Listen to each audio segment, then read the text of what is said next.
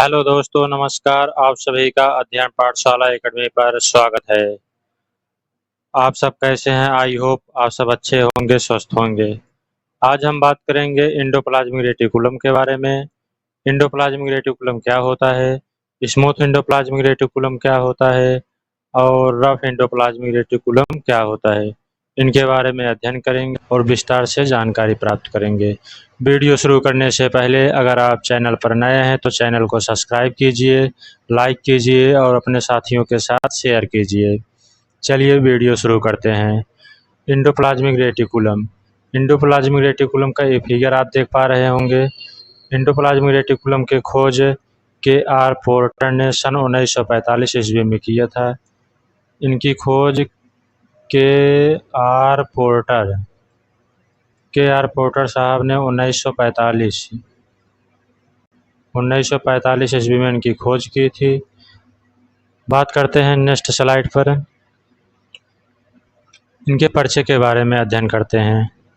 Endoplasmic reticulum एक झिल्ली से घिरा हुआ अंग है जो सभी यूकेरियोटिक कोशिकाओं में पाया जाता है। जो एंडोप्लाज्मिक रेटिकुलम होता है उसके बाहरी लेयर पर एक झिल्ली से घिरा हुआ अंग होता है जो यूकेरियोटिक कोशिकाओं में पाया जाता है। यह कोशिका के अंदर सामग्री के संश्लेषण, भंडारण और परिवहन में सहायता करता है। एंडोप्लाज्मिक रेटिकुलम का नेटवर्क साइटोप्लाज्म में विस्तृत होता है और कोशिका के विभिन्न कार्यों को सुगम बनाता है। एंडोप्लाज्मिक रेटिकुलम का जो कार्य होता है, यह कोशिका के जो विभिन्न कार्य होते हैं उनको बेहतरीन करने में मदद करता है। आगे बात करते हैं इनके टाइप्स क्या होते हैं। एंडोप्लाज्मिक रेटिकुलम के प्रकार, ये दो प्रकार के होते हैं। एंडोप्लाज्मिक रेटिकुलम दो प्रकार के होते हैं।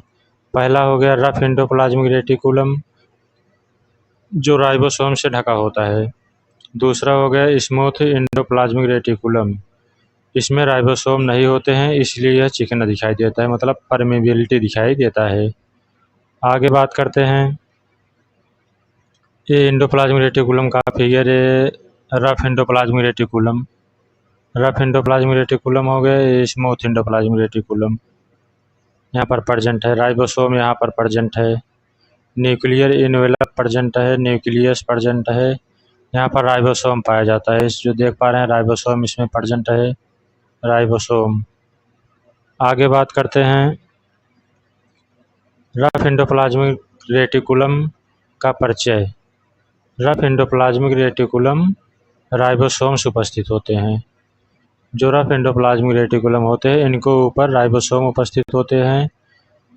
यह प्रोटीन संश्लेषण के लिए मुख्य स्थान होता है। मतलब जो एंडोप्लाज्मिक रेटिकुलम है यह इनके ऊपर प्रोटीन संश्लेषण के लिए मुख्य स्थान होता है। यह नाभिकीय झिल्ली से जुड़ा होता है और प्रोटीन संश्लेषण के बाद इन्हें गोल्गी बॉडी में भेजता है। जो एंडोप्लाज्मिक रेटिकुलम होता है यह प्रोटीन संश्लेषण के बाद इन्हें गोल्गी बॉडी में भेजता है, जो कि नाभिकीय झिल्ली से जुड़ा रहता है। आगे बात करते हैं रफ एंडोप्लाज्मिक रेटिकुलम के फंक्शन के बारे में। प्रोटीन संश्लेषण, protein synthesis. Rough endoplasmic reticulum में राइबोसोम के माध्यम से प्रोटीन का निर्माण होता है। प्रोटीन परिवहन, प्रोटीन ट्रांसपोर्ट।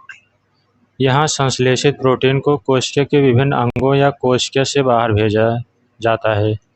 मतलब प्रोटीन ट्रांसपोर्ट जो होता है इसका काम है कि यह संश्लेषित जो प्रोटीन होती है उसको कोशिका के विभिन्न अंगों या कोशिका से बाहर भेजा जाता है। कोशिका झिल्ली का निर्माण, मेम्ब्रेन प्रोडक्शन का काम क्या होता है, कुछ प्रोटीन कोशिका झिल्ली का निर्माण करते हैं। इसमें जो कुछ प्रोटीन कोशिका होते हैं वो झिल्ली का निर्माण करते हैं। स्मूथ एंडोप्लाज्मिक रेटिकुलम का परिचय। अब बात करते हैं स्मूथ एंडोप्लाज्मिक रेटिकुलम का परिचय क्या होता है। स्मूथ एंडोप्लाज्मिक रेटिकुलम राइबोसोम्स नहीं होते हैं। स्मूथ एंडोप्लाज्मिक रेटिकुलम में राइबोसोम उपस्थित नहीं होते हैं, इसलिए इसकी सतह चिकनी होती है। यह मुख्य रूप से लिपिड और स्टेरॉयड के संश्लेषण में शामिल होता है। यह कोशिका के डिटॉक्सिफिकेशन और कैल्शियम आयनों के भंडारण में भी मदद करता है। डिटॉक्सिफिकेशन का मतलब होता है जो विषैले पदार्थ होते हैं जो यूज में नहीं आते उन्हें यह मतलब डिक्रीज कर देता है, ख़त्म करके निकाल देता है और आयनों का भंडारण करने में भी मदद करता है। आगे बात करते हैं स्मूथ एंडोप्लाज्मिक रेटिकुलम के कार्य के बारे में। लिपिड और स्टेरॉयड संश्लेषण, लिपिड और steroid synthesis. Smooth endoplasmic reticulum lipid और स्टेरॉयड हार्मोन का निर्माण करता है। डिटॉक्सिफिकेशन, यह कोशिका में उपस्थित हानिकारक रसायनों को निष्क्रिय करता है। जो इसमें मतलब पदार्थ, विषैले पदार्थ होते हैं, हानिकारक होते हैं, वह इन्हें निष्क्रिय डिक्रीज करने का काम करता है, ख़त्म करने का काम करता है। कैल्शियम का भंडारण भी करता है। मांसपेशियों के संकुचन के लिए कैल्शियम को संग्रहित करता है। मांसपेशियाँ जो होती हैं उसको संकुचन करने के लिए यह कैल्शियम को संग्रहित करने का काम करती हैं। डिटॉक्सिफिकेशन की भूमिका के बारे में बात करते हैं। डिटॉक्सिफिकेशन की भूमिका। स्मूथ एंडोप्लाज्मिक रेटिकुलम विषैले पदार्थ को हटाने और कोशिका को सुरक्षित रखने में मदद करता है।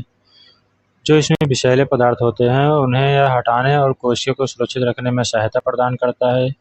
यकृत कोशिकाओं में विशेष रूप से डिटॉक्सिफिकेशन की प्रक्रिया अधिक होती है, जिससे शरीर के मेटाबॉलिक कचरे का निष्कासन होता है। जो मेटाबॉलिक यहाँ पर होता है, कचरा होता है, जो मतलब वेस्ट मटेरियल होता है, उसका यह निष्कासन करने में हेल्प करता है। आगे बात करते हैं कैल्शियम आयनों का भंडारण कैसे होता है। स्मूथ एंडोप्लाज्मिक रेटिकुलम जो है यह मांसपेशियों में कैल्शियम आयनों को संग्रहित करता है। जो कैल्शियम आयनों का भंडारण करता है कौन करता है? एंडोप्लाज्मिक रेटिकुलम का कार्य होता है। यह मांसपेशियों के संकुचन में महत्वपूर्ण भूमिका निभाता है, खासकर जब कोशिकाओं को त्वरित रूप से ऊर्जा की आवश्यकता होती है। जब कोशिका को ऊर्जा की आवश्यकता होती है तब एंडोप्लाज्मिक रेटिकुलम वह अपनी भूमिका महत्वपूर्ण से निभाता है, मांसपेशियों में संकुचन में महत्वपूर्ण भूमिका निभाता है। आगे बात करते हैं झिल्ली निर्माण, मेम्ब्रेन बायोजेनेसिस। एंडोप्लाज्मिक रेटिकुलम कोशिका की झिल्ली के निर्माण में महत्वपूर्ण भूमिका निभाता है। जो एंडोप्लाज्मिक रेटिकुलम होता है यह झिल्ली के निर्माण में महत्वपूर्ण भूमिका निभाता है। यह लिपिड और प्रोटीन का संश्लेषण कर कोशिका झिल्ली के निर्माण के लिए सामग्री प्रदान करता है। आगे बात करते हैं ग्लाइकोप्रोटीन का संश्लेषण। ग्लाइकोप्रोटीन का संश्लेषण में क्या भूमिका होती है? रफ एंडोप्लाज्मिक रेटिकुलम में प्रोटीन का संश्लेषण होता है जिसमें कार्बोहाइड्रेट जुड़कर ग्लाइकोप्रोटीन बनते हैं। आप यहाँ पर देख पा रहे होंगे जो एंडोप्लाज्मिक रेटिकुलम में प्रोटीन संश्लेषण होता है उसमें कार्बोहाइड्रेट और ग्लाइकोप्रोटीन जुड़कर बनते हैं। ग्लाइकोप्रोटीन कोशिका झिल्ली के कार्यों और संरचना के लिए महत्वपूर्ण होते हैं। जो ग्लाइकोप्रोटीन होते हैं यह किसके हेल्प में मदद करते हैं? कोशिका झिल्ली के कार्यों और संरचना के लिए महत्वपूर्ण भूमिका निभाते हैं। आगे बात करते हैं एंडोप्लाज्मिक रेटिकुलम की अन्य विशेषताएं। एंडोप्लाज्मिक रेटिकुलम केवल प्रोटीन और लिपिड संश्लेषण में ही नहीं बल्कि कोशिका के अन्य प्रक्रियाओं में भी सहयोग करता है। एंडोप्लाज्मिक रेटिकुलम का कार्य क्या होता है? यह कि प्रोटीन और लिपिड संश्लेषण में ही नहीं काम करता है बल्कि कोशिकाओं की जो और आवश्यकताएं होती हैं उसमें भी सहयोग प्रदान करता है। यह कोशिकीय संरचना को बनाए रखने और विभिन्न प्रक्रिया को नियंत्रित करने में मदद करता है।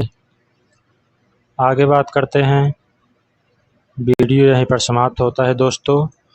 वीडियो कैसा लगा आप सर ज़रूर बताइए और कमेंट में अपना सुझाव दीजिए। और वीडियो पर नए हैं तो चैनल को सब्सक्राइब कीजिए, लाइक कीजिए और अपने साथियों के साथ शेयर कीजिए। जल्द ही मिलते हैं आपसे किसी नेक्स्ट वीडियो में।